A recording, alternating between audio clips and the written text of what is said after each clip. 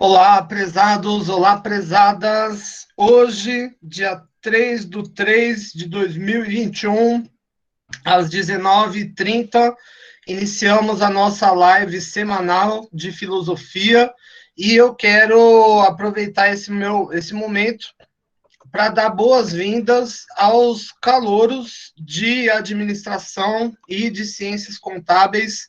Sintam-se acolhidos, sintam-se muito bem-vindos.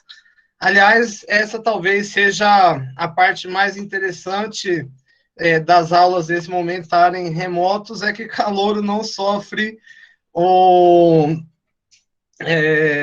não sofre trote, né, nesse exato momento. Né? Eu gostaria que vocês se sentissem bem, né, com essa decisão de iniciar o curso de administração e ciências contábeis. Ao meu ver, é uma decisão racional, né, uma decisão de médio e longo prazo, e que tem tudo a ver com a sociedade, né, ao qual nós estamos vivendo, né, uma sociedade pós-material voltada ao conhecimento, uma sociedade que vê, né, a riqueza hoje mudando de eixo, saindo, por exemplo, da indústria para ir para as áreas das altas tecnologias, e tanto num cenário, né, tanto no outro, nunca foi tão importante, né, a função do administrador e também do cientista contábil, do contador, para lidar, né, com essas nuances dos novos momentos, né, que exigem maior profissionalismo por parte das empresas, maior competitividade. Sintam-se muito bem-vindos, sintam-se acolhidos e contem comigo no que precisar. Né? Bom, eu vou compartilhar a tela para mostrar, né, o conteúdo da aula de hoje e também para me apresentar de maneira geral. Gente, sintam-se à vontade para me interpelar em qualquer momento. Vocês podem falar pelo microfone. A sala é de vocês. Aliás, a nossa sala de aula ela é do tamanho do mundo, né, de maneira geral. Sintam-se à vontade, ou vocês podem me mandar também a mensagem pelo chat, que eu estou observando a todo momento. Mas eu gostaria de novo que vocês se sentissem acolhidos, muito contentes de estar aqui com vocês nesse momento especial, né? Iniciando um, um bimestre. Bom, então, me apresentando brevemente, eu sou o professor doutor Tiago Pérez Bernardes de Moraes. Eu trabalho aqui na Uniandrade desde 2013. Eu vou falar um pouco brevemente da minha formação. Atualmente, eu sou pesquisador de pós-doutorado junto à Faculdade de Ciências Psicológicas da Universidade Argentina John Fitzgerald Kennedy, em Buenos Aires. Eu terminei em 2018 pós-doutorado em Direito Constitucional pela Universidade degli Studi de Messina, na Itália, na região da Sicília. Eu sou doutor em Psicologia Social também pela Universidade Kennedy. Tenho especialização em doenças globais pelo Imperial College London. Fiz durante a quarentena, e aliás foi a quarentena que me motivou, né, a fazer esse curso. Sou especialista também junto a Cândido Mendes em transtornos globais e em comportamento social e saúde, e minha área de formação principal é a ciência política. Atualmente, eu faço parte do grupo de pesquisa sobre comunicação e políticas públicas, e eu sou membro da World Economic Association. Bom, aqui vocês vão encontrar algumas informações, né, na página, deixa eu liberar aqui o acesso, vocês podem encontrar algumas informações sobre mim na página de apresentação. A primeira é o meu website pessoal, thiagomoraes.academia.edu. Aqui vocês conseguem encontrar, para download de maneira gratuita, a maior parte dos artigos que eu já publiquei, né, em revistas especializadas, e também alguns livros de minha autoria também estão disponíveis para download. Além disso, tem o nosso canal do YouTube. Esse canal é exclusivamente dedicado às aulas da Uniandrade. É a única coisa, a única função desse canal, né? Em playlist, eu vou criar também uma playlist para a nossa disciplina. Então, todas as lives vão ficar arquivadas aqui. Minha sugestão, se inscrevam no canal, porque assim todas as atualizações, eu gravo vídeos extras sobre a matéria, mais editado um pouco, e tudo vai ficar disponível aqui no nosso YouTube. O meu e-mail é thiago.moraes@uniandrade.edu.br, e aqui vocês têm também o meu currículo dentro da plataforma Lattes. E hoje, gente, a gente começa a falar de um tema que eu gosto muito, que é cultura. Antes da gente iniciar o tema de hoje, deixa eu cortar aqui para mim um pouco. Legal. Bom, deixa eu ver aqui. Hilary Paola Lima. Boa noite, Hilary. Boa noite. Minha nossa, você tem várias especializações. Bom, é estudando que se aprende, né? Como dizia o meu avô, mas um dia depois do outro, né? Não, acho que não só eu, mas os demais professores que vocês vão lidar, eles têm grande formação na área também, experiência, e a dica que eu dou é que vocês tentem extrair o máximo de conhecimento desses caras, porque é um grande privilégio lidar com. Eu conheço muito a maioria dos professores de vocês e eu sei que vocês estão em boas mãos, né, de maneira geral. Gente, eu vou dar alguns apontamentos sobre o nosso bimestre, né? Então, primeiro, no primeiro, como vai funcionar a avaliação? No primeiro bimestre, em específico, nós não vamos ter prova bimestral, ok? Toda a nossa avaliação vai ser feita em cada aula através das atividades de frequência. No final da aula de hoje, eu vou ler com vocês a atividade de frequência. Toda aula vai ser assim. No final eu leio, vou passar algumas instruções e no final do bimestre eu vou contabilizar essa média de participações. No segundo bimestre, existem mais fatores involucrados na equação. Além da presença, vamos ter também algo que se chama prova integradora e o projeto integrador e também a nossa prova global. A minha dica, né, o primeiro semestre dessa forma ele acaba sendo um pouco mais simples. Então, eu sugiro, evidentemente, que você tem que estar concentrado no semestre inteiro de maneira geral, mas tente extrair mais do primeiro bimestre, porque o segundo vai se tornar muito mais natural, muito mais simples de maneira geral. Tá legal, gente? Qualquer dúvida, e creio que ao longo do curso vão surgir várias dúvidas. Se não surgirem dúvidas, é porque tem algo errado, né? Eu estou sempre à disposição. Contem sempre comigo. Como diz o outro, tamo junto. Bom, vamos lá. Então, hoje, a gente começa a falar de um conceito que eu creio que é fundamental, que é o conceito de cultura. Na filosofia, muitos foram os autores que tentaram descrever o conceito de cultura, e eu, inclusive, fui um deles, né? Então, em 2011, eu e o Geraldo Torres-Silas, que era, na época, vice-presidente do Conselho Federal de Administração, definimos, né, traçamos uma definição breve do que é cultura. Então, primeiro, a sociedade traz em seu bojo, enfim, é complexo, mas vai ser simples de entender. Primeiro, quando nós falamos da sociedade, a gente está falando do todo, de todas as pessoas que vivem dentro desta circunscrição geográfica, né? Nesse caso, Curitiba, região metropolitana, o estado do Paraná. Então, a sociedade traz em seu bojo um complexo de valores. Valor, gente, é como nós avaliamos as coisas. É o que a gente acha certo ou errado, o que a gente acha bonito ou feio, e isso muda radicalmente de cultura para cultura de maneira uniforme. Por exemplo, estilo musical. Cada um gosta, né, de um ou mais estilos, mas geralmente é em revelia de outro. Então, por exemplo, em um determinado grupo cultural, o rock pode ser o estilo mais admirado, enquanto que em outro é o pagode, o jazz, a música clássica, e nós estamos falando, na verdade, de uma mesma coisa. E o valor ele pode se dar, por exemplo, em relação a um alimento. Em alguns lugares do mundo, por exemplo, se come até cachorro. Na nossa cultura parece algo inaceitável. Na verdade, não existe certo ou errado, né? Cada cultura ela vai trazer um valor, né, em relação a isso. Além disso, a gente pode dizer que, além dos valores, a cultura ela contempla a ideia. A ideia é tudo aquilo que a gente concebe como possibilidade. Por exemplo, quando perguntaram para vocês, quando vocês eram pequenininhos, o que você quer ser quando crescer?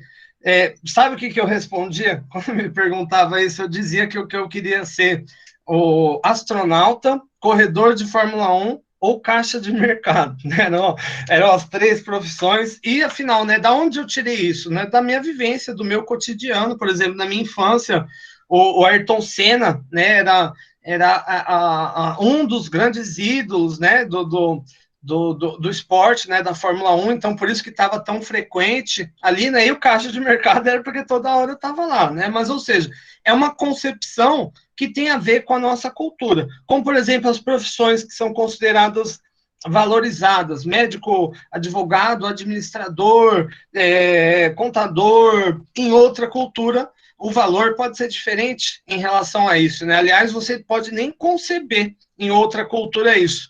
E percepções, né? Como nós percebemos a realidade, como nós percebemos os fenômenos. Por exemplo, um avião. Nós temos ciência, né, do que é um avião, e o avião faz parte do nosso cotidiano de maneira geral. Mas imagine que vocês vivem, por exemplo, numa sociedade de coletores e caçadores que nunca entrou em contato com tecnologia, com civilização, com nada. Quando esse cara vai ver um avião, ele não vai achar que está se deparando com um avião, porque isso nunca passou, né, no cabedal dele de conhecimentos, né, da formação da subjetividade dele. Ele não faz ideia do que é aquilo. Então, geralmente, ele vai traçar uma explicação mística, né? Ele vai dizer, isso aí é um demônio. Aliás, olha que interessante, né? Em muitos lugares, né, da Amazônia, por exemplo, do Peru, onde existem ainda aldeias isoladas, quando passa um avião, os índios jogam flecha, né? Porque eles acham que é um demônio. Enfim, as percepções, elas mudam de lugar para lugar, né? Algo que você percebe, né, como comum, como um avião, pode ser totalmente incomum para outra pessoa. Mas essas três coisas, né, os valores, ou seja, como essa combinação binária, né, de ser certo, errado, bonito ou feio, desejável, indesejável, as ideias, aquilo que a gente concebe como possibilidade, e as percepções, como a gente encara o mesmo fenômeno, são coisas socialmente compartilhadas, ou seja, isso não é meu, não é seu, é nosso, né? Isso faz parte do nosso meio. A gente introjetou isso mesmo sem ter ciência, né, disso, né? De tal forma a dar sentido às nossas experiências e vetorizar comportamentos que, em parte, refletem o comportamento dos demais indivíduos. Então, por exemplo, o fato de vocês terem escolhido o curso de ciências contábeis e de administração mostra que, de alguma forma, dentro da comunidade que vocês vivem, esse é um escopo de possibilidade. Possivelmente existe uma valorização positiva em relação a isso e que influencia a sua percepção de maneira geral. Parece difícil, mas nós vamos hoje mergulhar no conceito de cultura e principalmente trazer exemplos do mundo real, considerando que esse é um conceito chave para a interpretação de qualquer fenômeno social relevante, como, por exemplo, a indústria 4.0, a internet, ou ainda a pandemia da Covid-19, né, que, aliás, infelizmente, hoje tivemos o pior dia, né, da pandemia, né, contabilizando mais de 1.900 mortes no Brasil, de maneira geral. Bom, então, primeiro, aqui, gente, só um detalhe, em material de estudo, eu deixei para vocês um vídeo, eu gravei aqui na minha casa um vídeo sobre a aula de hoje, é um vídeo de 10 minutos sintetizando o conteúdo da aula de hoje. Aliás, em toda a aula, eu deixo, né, no material de estudo um vídeo, né, relativo àquela aula. Então, eu sugiro o seguinte,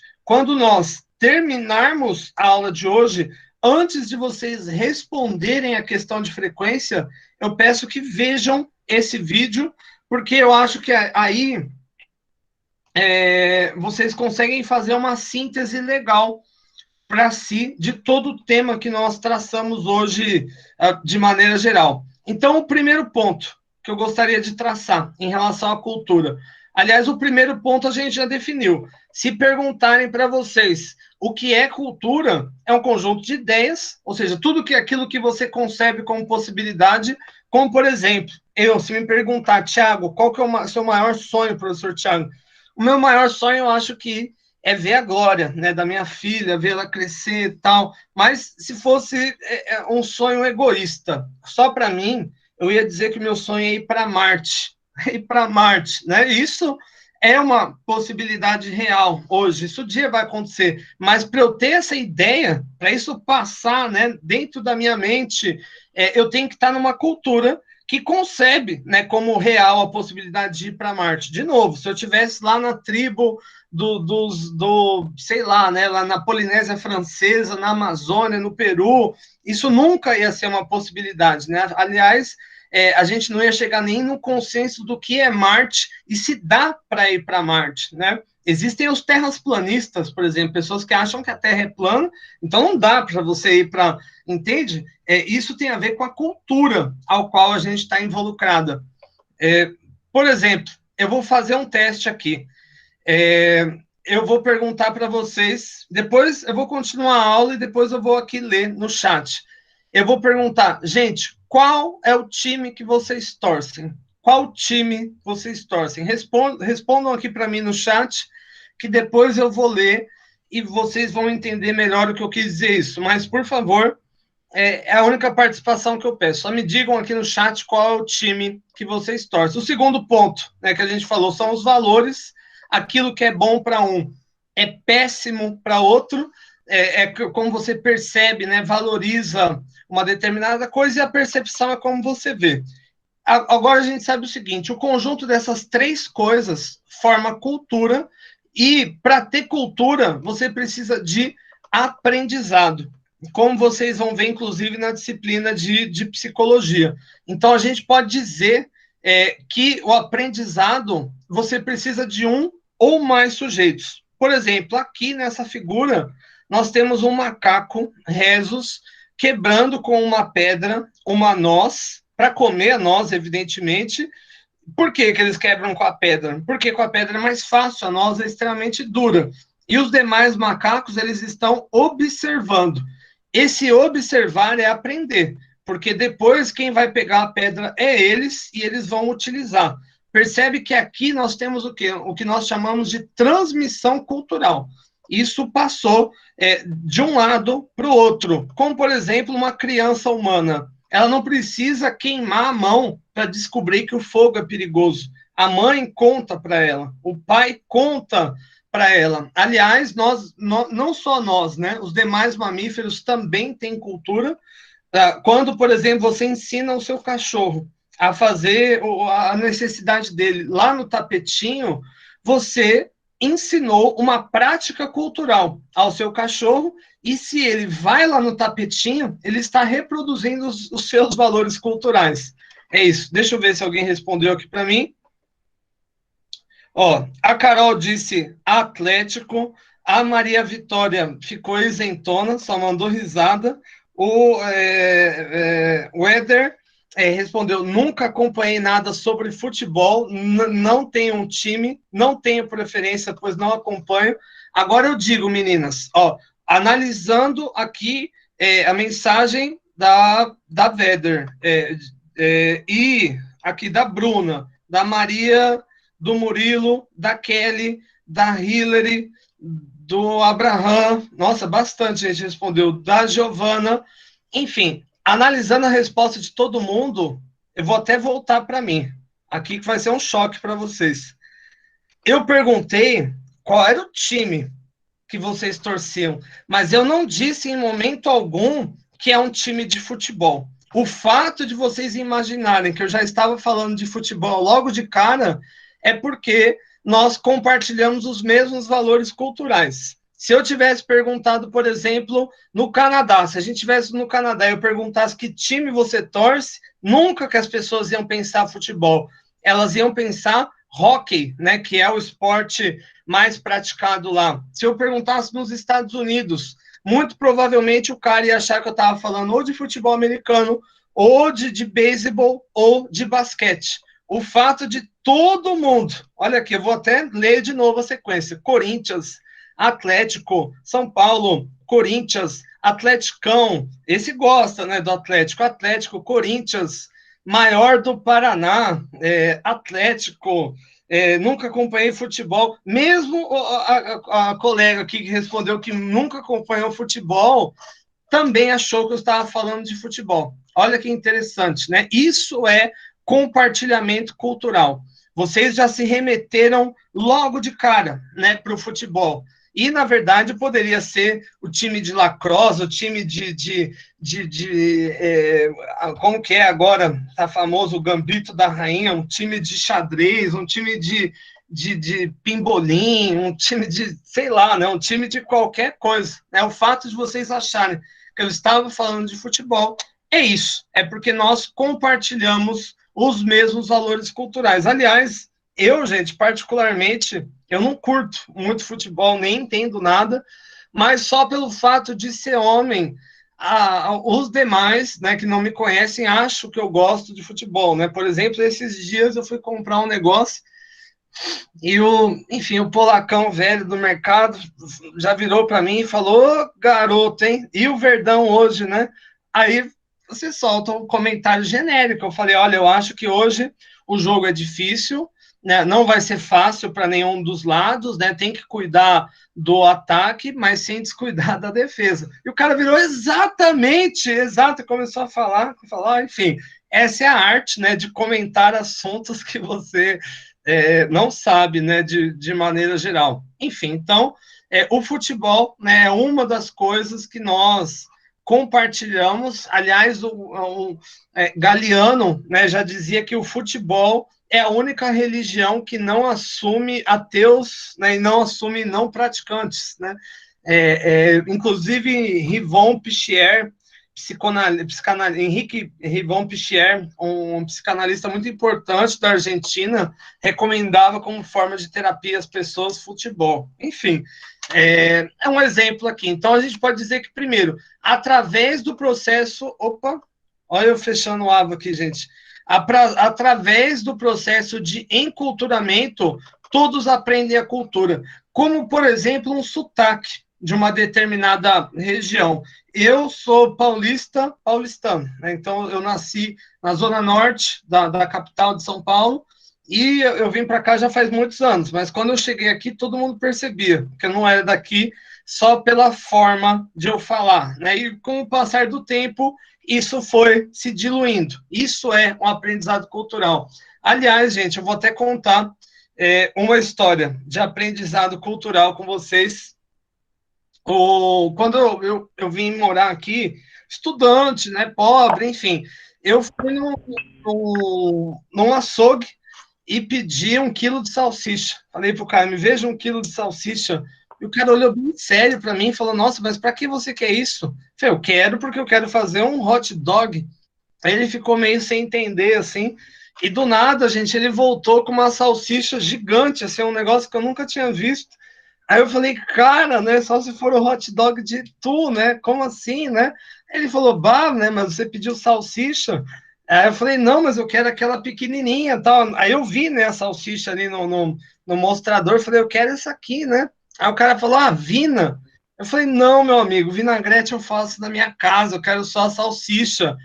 Aí eu entendi, né, que na verdade a vina era a salsicha, né? Enfim, eu aprendi nesse dia e depois até me contaram que parece que tem uma história, que tinha uma marca na década de 60, uma marca alemã, que era um nome difícil, que era Vina, sei lá o quê, e as pessoas sabiam falar só o Vina, Vina, Vina, e isso passou para frente, né? Enfim, um outro exemplo são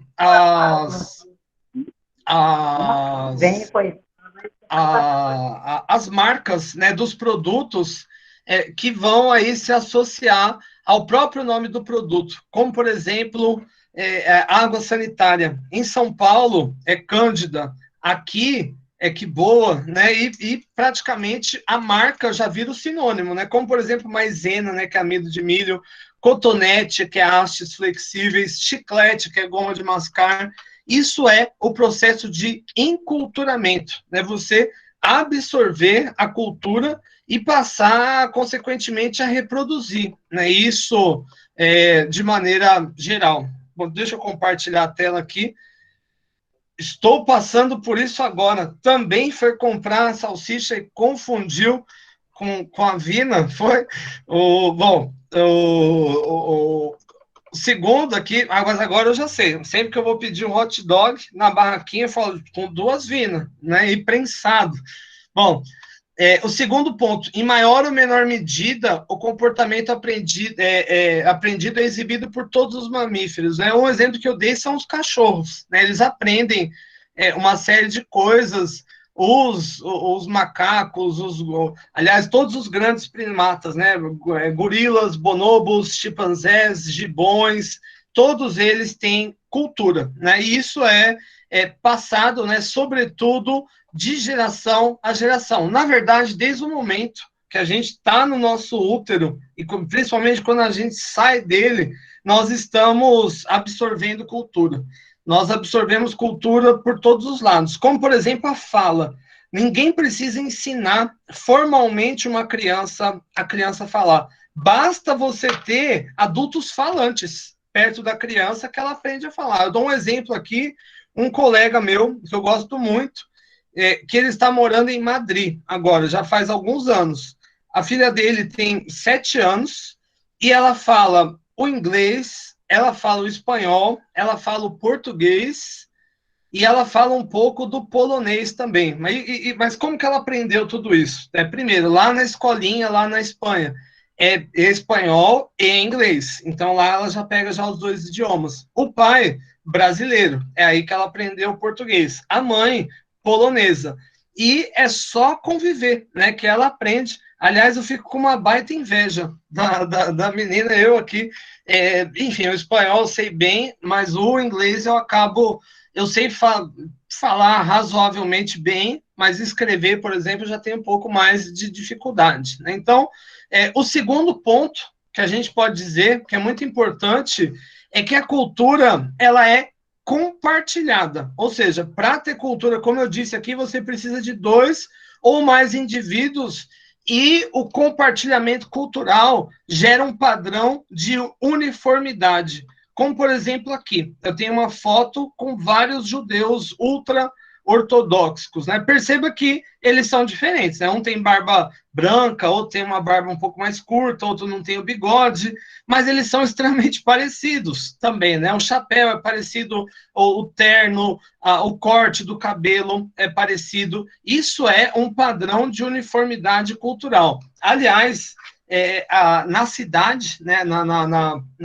no campus do Santa Quitéria, se hoje, né, nós estivéssemos em aula presencial, eu ia sugerir da gente fazer um tour pela faculdade e tentar identificar o curso que a pessoa faz só pela roupa. Por exemplo, nos primeiros dias, as turmas de calouro de direito, a maioria ali de roupa social, ou nos cursos de saúde, a maioria de branco, ou nas licenciaturas, né, História e Geografia, a maioria meio bicho grilo, meio paz e amor, mais ciências sociais, enfim.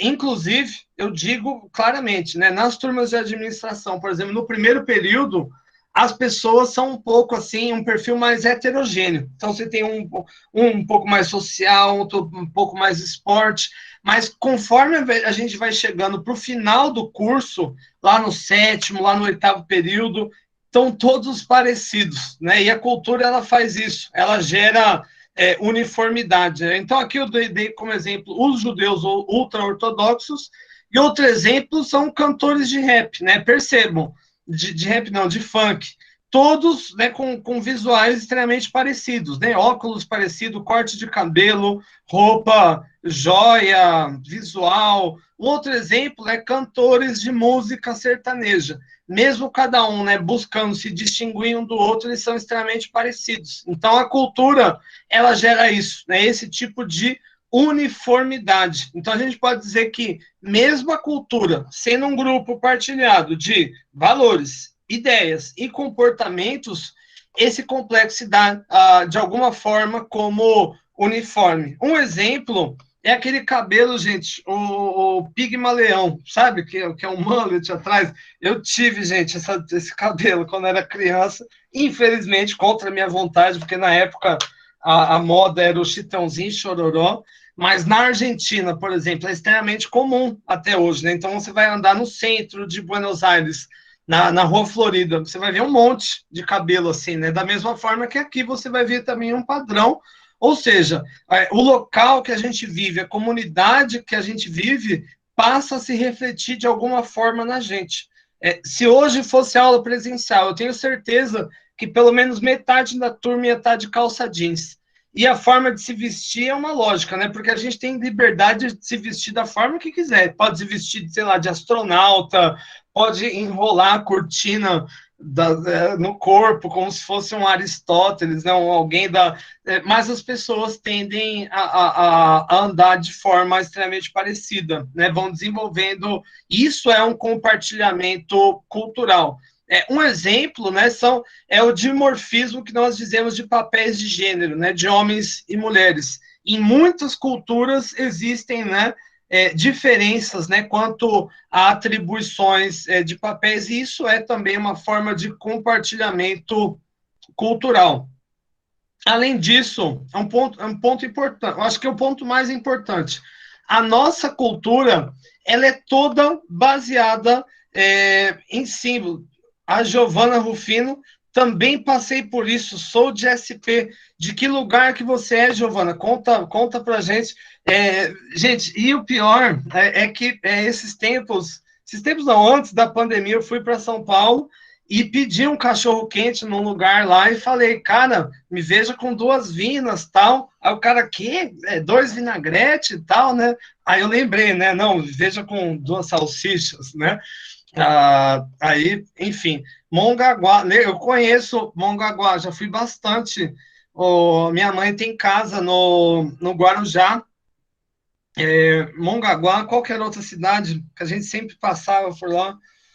O Bertioga, Peruíbe, gosto muito do Praia Grande também, do Itanhaém. Tem alguns colegas meus em Santos, o só Cubatão que não dá, né, Giovana? Que lugar poluído, né? O ar de Cubatão, parece que você está entrando num filme do Mad Max, né? Você sai. A última vez que eu fui em Cubatão, me pergunte o que eu fui fazer lá, né? Mas fui com uma camiseta branca, saí, parecia que eu tinha entrado numa carvoaria. Gosto muito de Itanhaém também. Pois é, o que que eu fui fazer lá? É a pergunta, né? A pergunta. Mas legal, eu gosto muito do litoral de São Paulo, Giovanni. Tô com saudade. Sempre, antes da pandemia, eu ia sempre pro Guarujá, né? Minha mãe tem casa lá na Enseada.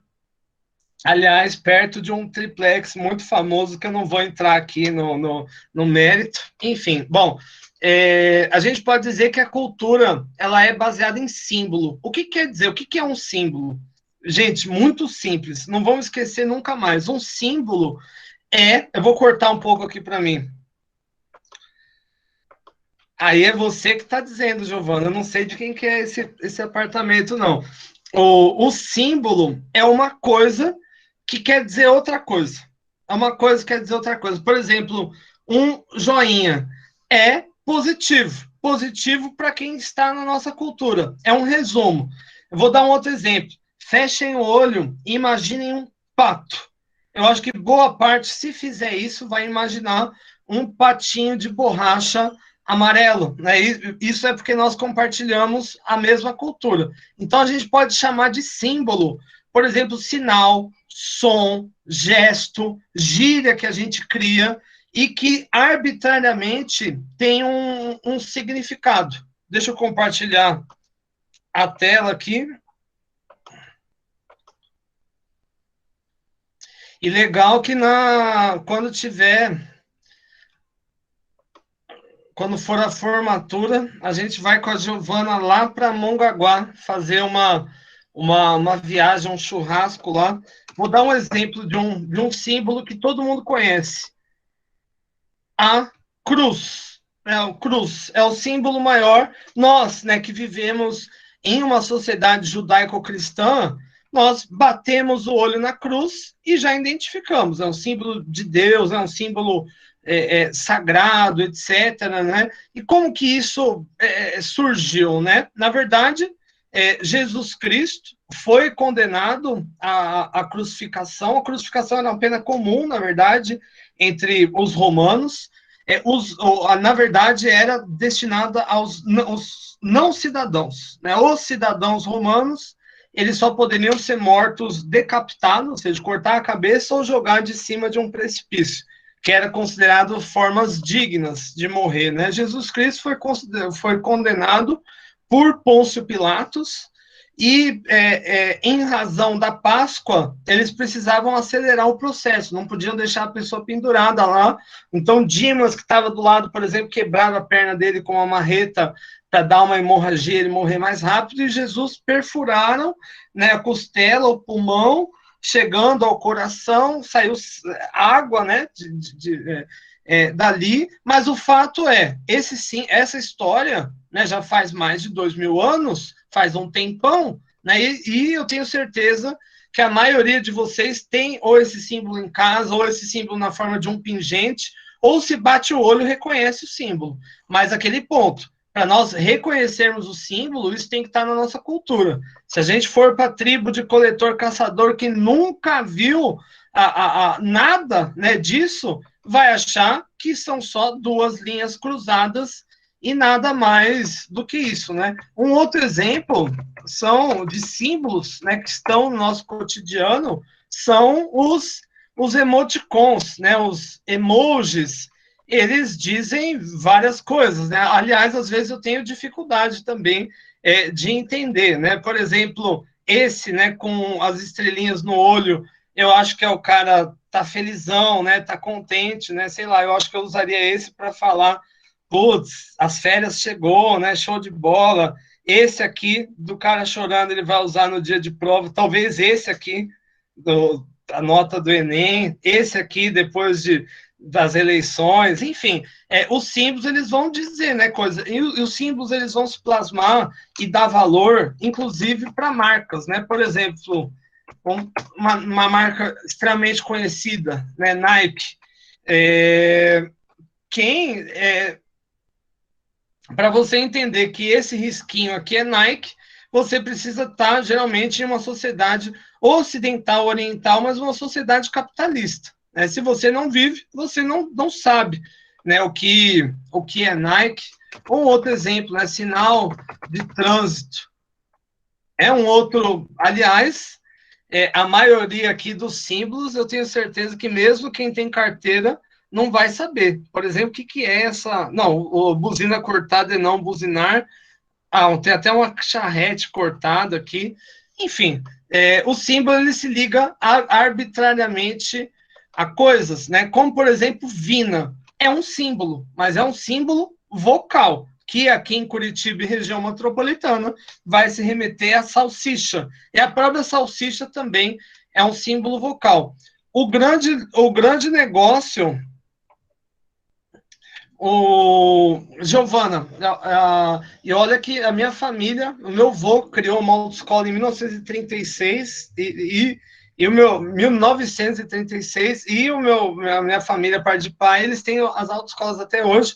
E eu confesso que eu nunca entendi as placas de trânsito. Tem umas que são extremamente confusas, né? Não dá para saber mesmo o que é. Vamos para casa do Guarujá. Não dá, lá não dá, não. É Mongaguá. Nosso rolê já está já esquematizado, já, Giovana. Eu vou dar um exemplo. Pagando bem que não tem. Bom, mas aqui, ó, o que não falta é gente para pagar bem, Giovana. Tem uns 10 aqui.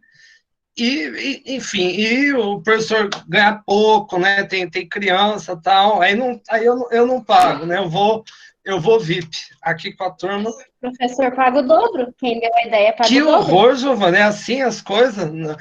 Antigamente davam até maçã para o professor, agora querem dar conta, né, para o professor. Mas legal, tô com saudade de Mongaguá, um lugar muito, muito gostoso. Litoral, né, de São Paulo. Eu acho gostoso. A última vez que fui para o litoral de São Paulo fui para o Guarujá, ali com a minha mãe, depois nós fomos para Ilha Bela. Passamos uns dias lá em Ilha Bela, e eu fiquei... E a dúvida é que não quer falar o que você foi fazer Aí, lá. não, Ilha Bela, fui lá curtir, né? Não, não, o Cubatão não me pergunte o que eu fui fazer lá. Foi uma história Entendi. à parte, mas Não, só para dizer que no grupo daqui, no nosso grupo, tá todo mundo querendo saber. Estão prestando atenção na aula só pela história. Não quero caguetar ninguém. É verdade. Mas tem um outro fato. Em Ilhabela, Giovana, eu descobri que eu gosto. Descobri um hobby. Todo mundo acho que tem um hobby na vida, né? Gosta disso, gosta daquilo. Eu descobri o meu hobby. Eu gosto de jogar golfe no iate. Nossa, meu vizinho aqui meteu uma buzina aqui. Eu gosto de jogar golfe no iate. Sabe aquele que você vai de helicóptero, desce no iate, você joga golfe. Só que pena que eu nunca fiz isso. Eu nunca tive essa oportunidade, mas eu tenho certeza que no dia que me derem a oportunidade de jogar golfe no iate, eu vou fazer isso. Eu vou colocar até um fundo mais meigo, que eu vou fazer isso até não querer mais. Bom, e Cubatão fica para a próxima aula. A gente tem que sempre deixar um gostinho, né, para frente. Deixa eu compartilhar aqui. Mas essa é a história secreta, na verdade, de Cubatão, mas que é muito poluído, né, Giovana? Conta aí para a turma. Parece. Eu me lembro quando era criança, né? Sempre que você passa ali, né, indo, parece aquele filme Mad Max, né? Você vê só aquelas chamas, aquele monte de ferro e fogo para todo lado. Enfim, não tem nada de bonito lá. Deixa eu cortar aqui. Bom, então a gente pode dizer que se a gente olhar, né, para as culturas humanas, o simbolismo central é a linguagem, que a gente faz por meio da palavra, que vai representar objeto, ideia. Eu vou dar um exemplo aqui, eu posso falar, vamos fazer um exercício junto aqui. Fechem os olhos, todo mundo feche o olho e se concentrem na minha voz. Então, imagina que na frente de vocês agora tem um botijão de gás, e esse botijão, ele tem 8 pernas de barata, ele tem asa, esse botijão, ele tem cara de morcego, esse botijão, ele tem uma pele que parece de cobra, né?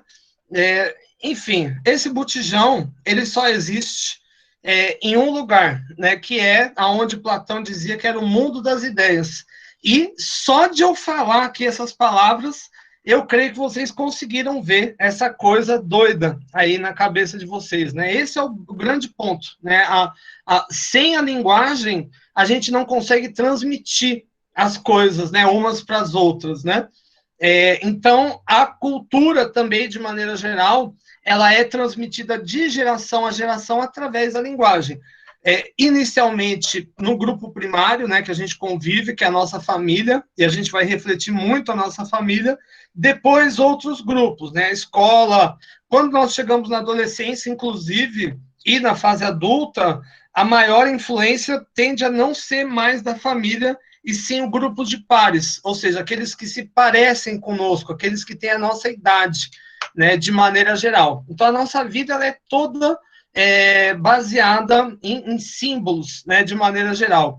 Um exemplo que eu dou é essa gangue aqui, o nome dela, da gangue, é Mara Salvatrucha 13, é uma gangue mexicana e funciona como uma empresa, na verdade, especializada em vários serviços, como, por exemplo, logística de drogas, segurança para traficantes de drogas, roubo de carros, e todas essas tatuagens deles são símbolos e que vão refletir o papel que eles têm na gangue e o grau de hierarquia. Como, por exemplo, todos aqui ó, tem ó, MS, MS, esse aqui tem escrito aqui, ó, Lamara Salvatrucha, esse tem um MS no peito, MS na barriga, enfim, não é muito bem encarado também, né, os meninos, né? Para quem não domina, né, esses símbolos, e eu mesmo não domino, né, tô olhando aqui só por cima, você pode achar que, sei lá, o MS é Maria e Silvio, que é o pai dele, né, sei lá, Mano do Soeto, não, é o nome da gangue, né? Isso mostra que eles fazem parte da gangue, né? E possivelmente muitos dos outros símbolos associados, como por exemplo o chifrinho aqui na cabeça desse rapaz aqui mal encarado, diz respeito, né, ao grau de hierarquia dele dentro da gangue. Ou seja, você precisa conhecer, né, para saber. Senão, você não sabe. Um outro ponto, gente, muito importante. A cultura, ela é integrada. E o que quer dizer integrado? Se a gente tivesse em sala de aula, por exemplo, e nós dessemos a mão um para o outro, e eu me jogasse no chão, com certeza vocês iam para frente também, né? Porque um ia puxar o outro. Na sociedade, as coisas são assim também. Uma mudança cultural gera outras mudanças culturais. Eu vou dar um exemplo aqui. Se alguém conhecer esse aparelhinho, fale para mim, conte a sua experiência com ele. Eu conheço esse aparelhinho. Esse aparelhinho, o nome dele é Pager, e o apelido era Bip. Na minha época, isso aí, há uns dias atrás, isso aí funcionava como uma espécie de um WhatsApp. Ou seja, cada um tinha um aparelhinho desse. Eu era office boy na época, comecei a trabalhar muito cedo e me deram lá no serviço uma desgraça dessa. Então, esse aparelhinho, você anda com ele. Aliás, ele era um sinal de ostentação. Você usava ele num suporte para fora da calça, para todo mundo ver mesmo. E funcionava assim. Deixa eu ver alguém da turma aqui. Por exemplo, não, ó, já querem me comprar com cerveja. Está muito baixo esse suborno. Vamos supor que a Giovana queira me mandar uma mensagem nesse aparelhinho. Como que funcionaria? A Giovana ela tinha que ligar numa central, e nessa central, né, vamos supor que eu sou atendente da central. Olá, central do BIP, boa noite, Giovana, você quer falar com quem? Aí a Giovana tinha que falar, olha, eu quero mandar uma mensagem para o professor Tiago, e o código dele é XXXX. Ok, ela disse, então, vamos lá, Giovana, fala a sua mensagem. Professor Tiago, nós, infelizmente, vamos ter que faltar a aula com muitos pesares, porque, sei lá, ou morreu o Papa, ou um alienígena apareceu aqui. Enfim, vocês queriam passar essa mensagem. Então, tinha que ligar para a central, a pessoa digitava, depois tocava o aparelhinho, eu olhava, era assim que funcionava. Esse era o WhatsApp da época. Que coisa tosca, né? Então, você tinha que pagar, inclusive, uma mensalidade para ter esse aparelho. Agora, hoje, com o celular, com internet banda larga, qual função vai ter esse aparelho? Nenhuma, né? Nenhuma. Aliás, perto da minha casa, na Zona Norte de São Paulo, no Tietê, tinha um prédio da Ericsson, trabalhava mais de 5.000 pessoas só digitando mensagenzinha de bip, e com certeza essas pessoas não estão mais lá. Ou seja, uma mudança desencadeia outras mudanças. Outro exemplo é a própria pandemia que nós estamos vivendo da Covid-19. Ela acelerou uma série de tendências, como, por exemplo, a digitalização. Né? Ano passado, a maioria dos negócios, né, enfrentaram algum nível de crise, inclusive os negócios educacionais, né, também não fugiram disso. Agora, os negócios, né, altamente digitalizados, como, por exemplo, serviços de entrega, como o iFood, ou ainda o Mercado Livre, compraram até avião, ou ainda a Amazon, contrataram mais de 100.000 pessoas, né, no meio da crise. Ou seja, isso é também uma tendência que deriva de outra tendência. Ou seja, um movimento cultural gera outros movimentos culturais. Ou seja, o BIP, né, ele sumiu porque apareceu o celular. E possivelmente um dia uma outra tecnologia vai aparecer e vai também sumir também com o celular. Aliás, eu vou dar uma dica para quem tem o streaming da Amazon. Tem um seriado muito legal, eu acho que é assim que escreve, Soulmates. Acho que é assim, tudo junto. Soulmates. É uma crítica muito inteligente, né? Vai falar de uma espécie de um teste do amor e uma nova tecnologia que move, né? Que muda toda a cultura dominante naquele período, né? De maneira geral. Um outro exemplo, a máquina de escrever. Acho que ninguém aqui nunca nem viu, né, uma máquina de escrever. Eu cheguei, gente, olha que vergonha, eu fiz até curso de datilografia, né? O que eu faço com o meu diploma de datilografia agora, né? Eu acho que eu vou vender ele, para alugar aqui a casa da Giovana para ir lá em Mongaguá. Bom, Eu já um falei que é outro... Guarujá, não é Mongaguá. Nós vamos tudo pro Guarujá. Pronto. Pronto. Nenhum nem outro. Vamos criar um outro destino. Agora vai ser Cancún.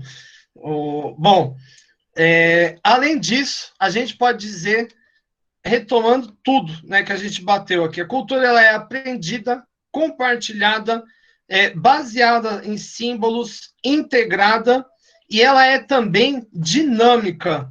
O que isso quer dizer? A cultura ela está sempre em movimento. Ela está sempre em movimento.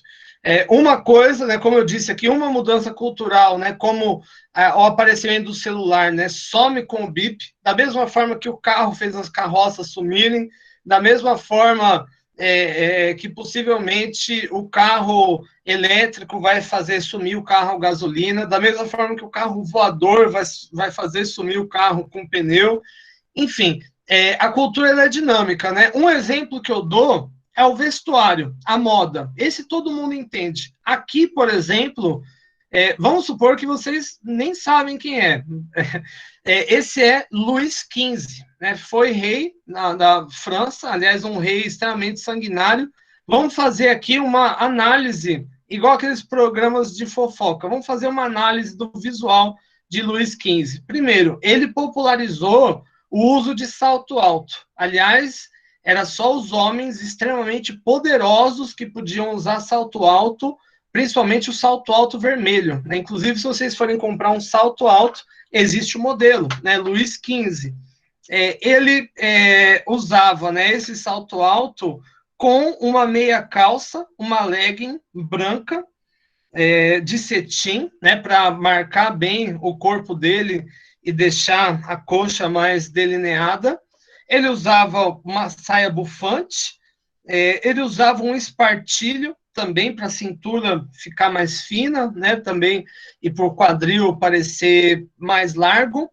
Além disso, ele usava peruca, a peruca grande, bastante blush, batom, delineador em volta do olho, um pouquinho de sombra, tornava aqui a sobrancelha também mais delineadinha. Enfim, gente, esse era o visual de machão, né, na época de Luís XV, e só os homens, por exemplo, militares de alta patente, poderiam usar looks parecidos. Com o passar do tempo, isso foi incorporado à indumenta feminina. Hoje, majoritariamente, todas essas tendências que eu aqui descrevi são usadas mais por mulheres do que por homens. Nesse período aqui, só homens se vestiam dessa forma. Hoje, a maior parte dos que vestem dessa forma são mulheres, né? E possivelmente, daqui 20 anos vai ser diferente, daqui 30 anos vai ser diferente. Gente, eu vou fazer vocês ficarem um pouco com dó de mim. Eu não sei nem se tem nome isso, né? Mas vou por aqui, cabelo chitãozinho e chororó antigo. Eu, quando era criança, nossa, aqui, que desgraça, eu tinha exatamente esse corte. Esse era o corte do cabelo do professor. Aliás, todo mundo em casa, meu pai tinha esse corte, minha mãe tinha esse corte, meu irmão tinha esse corte, meus tios, meus primos. Ele era um corte unissex, né? Todos poderiam usar esse cabelo, e ele já não é mais muito atualizado, né? Já sumiu. Olha, esses aqui estão legais, gente. Esse eu gostei. Aqui, ó. Esse era o corte, né, da minha época. E já não é mais, né? Já foi, já era. Game over. Bom, um exemplo que a gente pode dar, então aqui, as meninas da minha época, a moda, né? Perceba que tem um padrão. Todas estão diferentes, mas tem um padrão. Por exemplo, o tênis, aliás, voltou, né, bastante, né? O modelo Snaker, né, mais cano alto, semelhante àquele da Nike, né, o Air Jordan clássico, né? A calça, por exemplo, essa aqui está com uma calça mon, outro está também com um short mais cintura alta, mas é um estilo, né? E todos com um cabelinho meio pinheirinho, meio comprido. E aqui é a Pantone desse ano, 2021. O verde, né, muito forte, tal. Perceba que em ambos os casos você tem diferença entre cada uma das modelos, mas você tem um padrão. Isso é o compartilhamento cultural, é a moda, né? E a cultura, de maneira geral, ela é dinâmica. Ou seja, quem se integrar totalmente da Pantone desse ano, provavelmente não vai estar atualizado no ano seguinte, né? Provavelmente não vai estar atualizado daqui 5, 10, 15, 20 anos, de maneira geral. A cultura, ela muda, né, de maneira uniforme e maneira constante. E, por fim, toda cultura, ela gera o que nós chamamos de subcultura. O que é uma subcultura? É um grupo social menor que vai compartilhar ideias e valores semelhantes entre si, mas eles não vão se diferenciar tanto ao ponto de não serem reconhecidos na nossa cultura. Por exemplo, aqui eu tenho a foto de punks, né? O punk é um movimento que vai sair da música underground e que vai ter o seu auge em 1977, sobretudo na Inglaterra. Basicamente, vai se basear em dois estilos musicais, a Oi Music e o punk rock, e é marcado por esse estilo, né? Cabelo moicano, jaqueta de arrebites, etc, etc. Então, possivelmente, eles têm os mesmos gostos musicais, eles têm, possivelmente, similitudes no que diz respeito às visões políticas mais libertárias, mas ainda assim, esses caras, eles trabalham, eles pagam imposto, eles pegam ônibus, eles votam, eles comem, eles dormem, ou seja, é um grupo que vai se diferenciar dentro da sociedade, mas ele é um grupo menor, né, dentro de um grupo maior. Um outro exemplo é a máfia Yakuza, né? Aliás, uma das maiores máfias no Oriente. Eles vão se destacar, sobretudo, pelo uso da tatuagem oriental e nesse modelo, né, que fecha o corpo inteiro de maneira geral. Mas nas demais coisas são pessoas parecidas, mas que se distinguem, né? Um outro exemplo, eu não sei, era um grupo que havia aqui em Curitiba, eram os carçudos, os vileiros, então eles tinham uma forma de se vestir, uma forma de falar, um gosto musical, mas ainda assim não eram diferentes o bastante para a gente dizer, por exemplo, que eles eram japoneses, que eles eram chineses, que eles eram índios, enfim, era um outro padrão, né? Uma cultura menor dentro de uma cultura maior. Então, vamos fazer um apanhadão de tudo que a gente viu hoje. Então, a gente pode dizer que eu acho que todo mundo já escutou aquela história, né? Ai, fulano não tem cultura. Não existe isso. Todo mundo tem cultura, na verdade, né? Todo mundo tem. E a cultura, ela vai representar os nossos valores. Por exemplo, na sociedade ocidental, o normal, quando nós falamos de relacionamento, é monogamia. Tanto é que o direito penal no Brasil vai encarar a poligamia e até o adultério como um crime. Ou seja, a gente se casa com uma pessoa. Agora, por exemplo, em nações muçulmanas, islâmicas, é comum um homem se casar com mais de uma mulher. Há poligamia. Na sociedade, e não é mal visto, né, por conta disso, né? Pelo contrário, o critério é ele ter posse financeira para conseguir sustentar, né, as suas esposas, né? Então, na nossa cultura, os valores condenam a poligamia, enquanto que na cultura islâmica não há condenação, né? Isso é um valor compartilhado, né? Além disso, vai abranger também as ideias, tudo aquilo que a gente coloca como escopo de possibilidade. E, por exemplo, o que levou vocês a fazerem um curso de administração e ciências contábeis? São ideias que vocês têm, né? São projetos a longo prazo. Eu quero ser um administrador, quero ser um contador, quero ser um CEO, tudo isso é uma ideia. E a percepção, né? Como você encara uma determinada coisa, né? De maneira geral. E tudo isso ele é compartilhado socialmente. Então, aqui a gente fala primeiro do aprendizado, e o aprendizado é universal. Todos nós aprendemos, aliás, nós somos máquinas de aprender. Nós aprendemos comportamentos, nós aprendemos culturas, valores, ideias e percepções, e nós reproduzimos esses comportamentos. É que nem quando vocês chegam, por exemplo, numa festa que vocês não sabem o que é direito, e o pessoal está dançando meio estranho, a primeira coisa que você faz para não se sentir estranho é ver o que os outros estão fazendo e tenta fazer igual, né? Aliás, eu nem vou contar essa história que é muito deprimente, mas vou rápido aqui, mas uma vez, né, um patrão que eu tive me chamou para ir num restaurante muito chique, eu e outros ali funcionários, e nesse restaurante tinha muitos, na hora de comer tinha um monte de talher, copo, prato. Eu falei, nossa, não tenho etiqueta nenhuma para comer, eu sei lá, né? O que que eu fiz? Eu fiquei me espelhando no patrão. Então ele pegava o garfo pequeno, eu pegava o garfo pequeno, ele pegava a faca, ele pegava a faca. Então eu usei tudo, né? E fiquei me achando. Falei, nossa, eu sou um lord inglês praticamente, né? E no final ele virou assim e disse pra gente assim, gente, eu nunca entendi para que tanta frescura, eu como de qualquer jeito. Ou seja, enfim, mas ali, né? Se ele tivesse comido certo, eu aprendi, não aprendi porque comeu errado, né? Mas essa é a base, né? A cultura ela é compartilhada e justamente esse compartilhamento gera padrões. Todos nós temos a nossa subjetividade, temos a nossa identidade, né, que nos distingue dos demais, mas tem coisas que vão nos assemelhar dos demais, né? Como foi, por exemplo, a resposta que vocês deram quando eu falei de time. Como eu disse, poderia ser qualquer time, né? E quem não respondeu futebol já achou também que eu estava falando de futebol. Falou, não manjo de futebol tal, mas podia ser lacrosse, vôlei, Minecraft, enfim, né? Além disso, né, a nossa cultura ela é toda baseada em símbolos, então as nossas palavras, os nossos gestos, o que a gente escreve. Imagina, por exemplo, se a gente não tivesse escrita.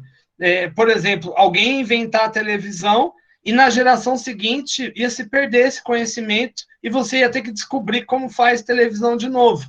Não precisa, a gente deixa escrito, né? Isso chama patente.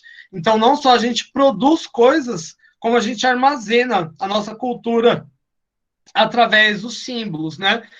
A cultura ela está toda integrada. Então, uma única mudança desencadeia uma série de outras mudanças, né? Como foi, por exemplo, aquele desastre em Brumadinho e Mariana, uma tragédia, né? Uma coisa muito feia, uma cena de horror mesmo, né? Quando eu me lembro aquilo na minha mente, mas mudou radicalmente a vida das pessoas, né? Elas vão ter que seguir para outro negócio, né? Por exemplo, quem era pescador, tá lá o rio ainda? Tá, mas o rio tá cheio de metal pesado, né? Se você comer aquele peixe, você se contamina com mercúrio fica 10 anos, ou sei lá quanto tempo na corrente sanguínea, pode mudar o padrão de metilação do DNA, ou seja, você vai ter que fazer uma outra coisa, né?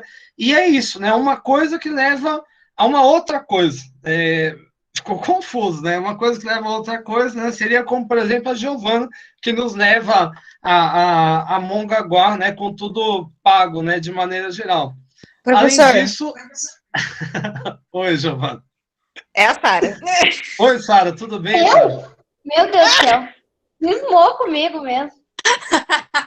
Todo mundo quis falar. Tadinha, a Sara tá meia hora aí tentando falar, coitada. Deixa eu ver.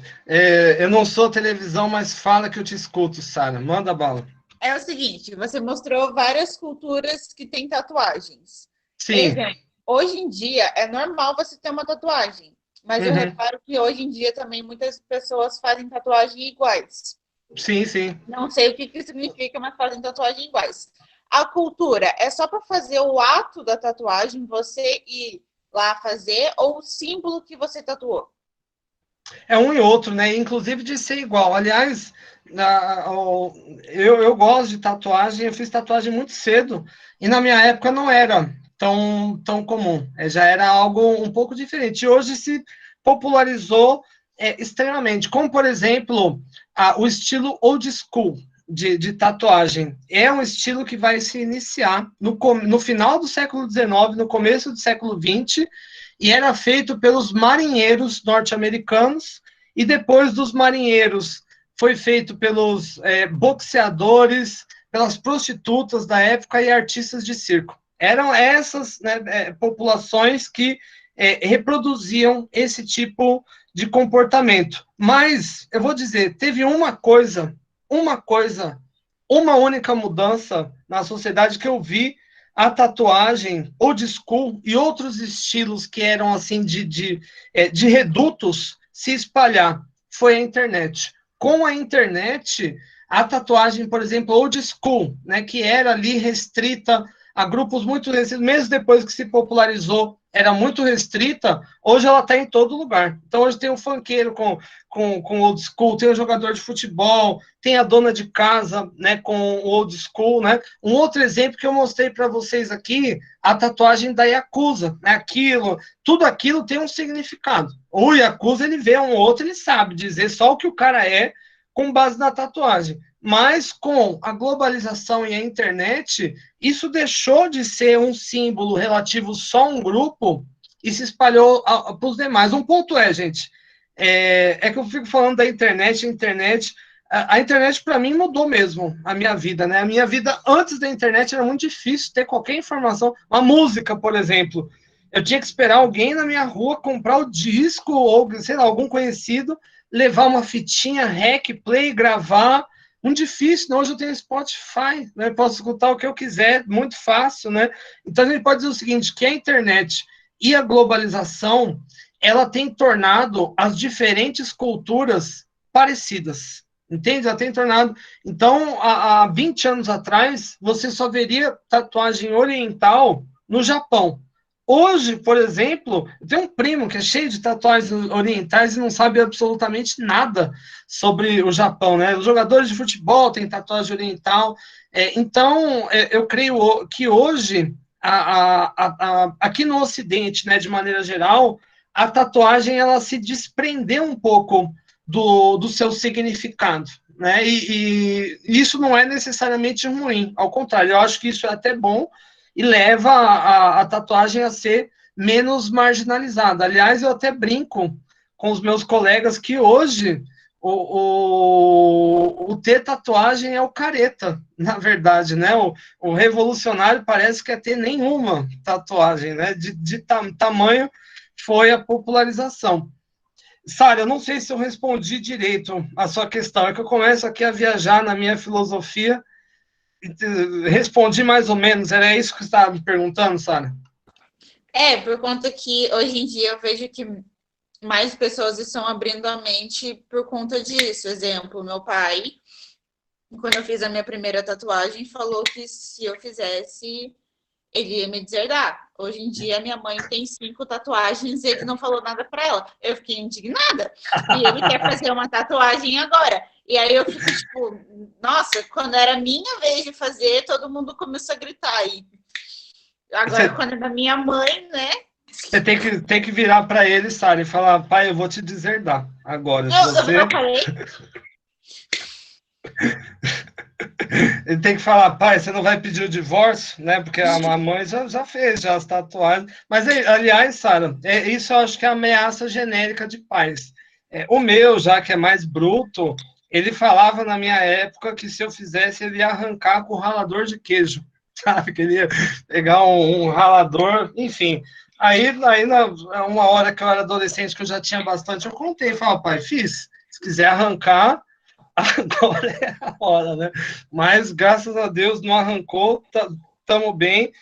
Enfim, mas eu vejo isso, na verdade, como algo extremamente positivo, né? Eu acho que há 20 anos atrás, por exemplo, era um impeditivo, inclusive, para emprego.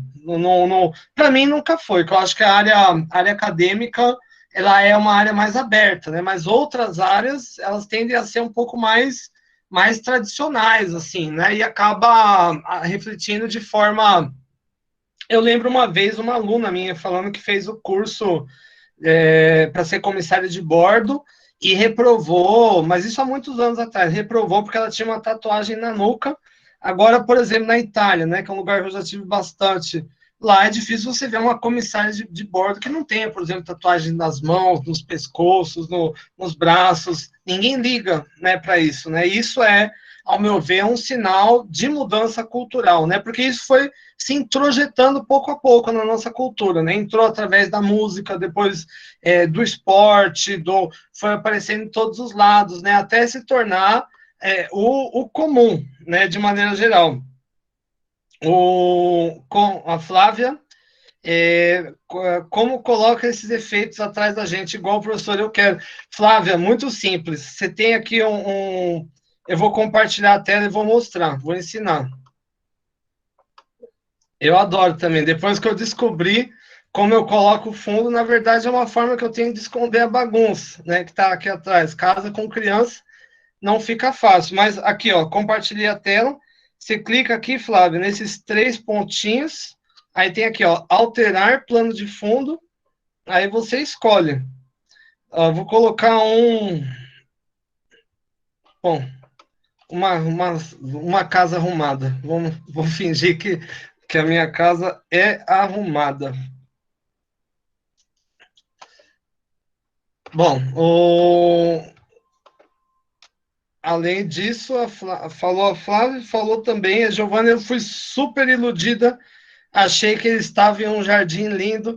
Pois é, pois é, pois é, tá mais ou menos, não tá muito lindo aqui não, gente. Bom, deixa eu ver. E o último ponto, né? Toda a cultura gera subculturas, né? Culturas menores, né? Que vão se simbolicamente identificar. E mesmo esses símbolos, né? Como a gente falou aqui da tatuagem, esse estilo aqui, por exemplo, que era considerado só de mafioso até a década de 80, todo mundo tem, né? No Ocidente agora. Aliás, até coisas, né? Por exemplo, da cultura punk, o cabelo moicano. Você não precisa ser punk hoje em dia para ter um moicano, né? Qualquer um pode ter. Eu acho que essa cultura pós-moderna ela deu um pouco, né, do mundo para a gente incorporar na nossa vida e também algum senso de liberdade, né? Hoje você pode se distinguir da forma que você quiser, de maneira geral. Gente, eu vou ler com vocês aqui a questão de frequência e depois tiramos aí eventuais dúvidas. E lembrando, gente, no caso dessa questão de frequência em específico, ela não tem certa ou errada. Na verdade, todas estão certas. O que me importa é a opinião de vocês. Então, usem os conteúdos que a gente discutiu hoje para responder. Aliás, vejam também o vídeo que eu deixei ali também no AVA. É 10 minutinhos só para dar aquela condensada, né, nesse conteúdo todo que a gente discutiu. Então, ao longo da aula, vimos que a cultura está sempre em movimento e que ela afeta nossas ideias, valores e percepções. Não existe, para esse caso, uma questão certa ou errada, nesse sentido, assinale aquela que vai a favor de sua opinião. A pandemia da Covid-19 alterou para muitos as expectativas de vida, trazendo novos pontos de vista e solapando valores antigos, né? Acho que um exemplo claro aqui são as novas possibilidades, né? Como, por exemplo, o trabalho remoto. A maioria das pessoas nunca identificou que isso fosse um escopo de possibilidade, ou ainda até a valorização da vida, das relações sociais. Teve uma matéria do Economist que apontou 20 mudanças, né, 20 tendências que a pandemia trouxe. Por exemplo, novas tendências alimentares, porque as pessoas ficaram muito em casa, por exemplo, elas passaram a valorizar mais alimentos saudáveis, ou ainda a adesão a novas práticas, como a compra online. Muitas pessoas que tinham medo, né, de comprar coisas online, hoje compram quase tudo online. Enfim, isso é uma mudança de valores, né? A Covid-19 mudou nossa noção de certo e errado em relação às práticas econômicas. Um exemplo, como eu disse aqui, são as compras online, né? Lembrando que no ano passado, né, enquanto muitas empresas fecharam, diminuíram, perderam rendimento, empresas altamente digitalizadas, voltadas para o mercado online, como a Amazon, como o Mercado Livre, né, como dentre outras, ganharam dinheiro de braçada. Né? Então, coisas, né, que pareciam impalpáveis no passado se tornaram palpáveis hoje.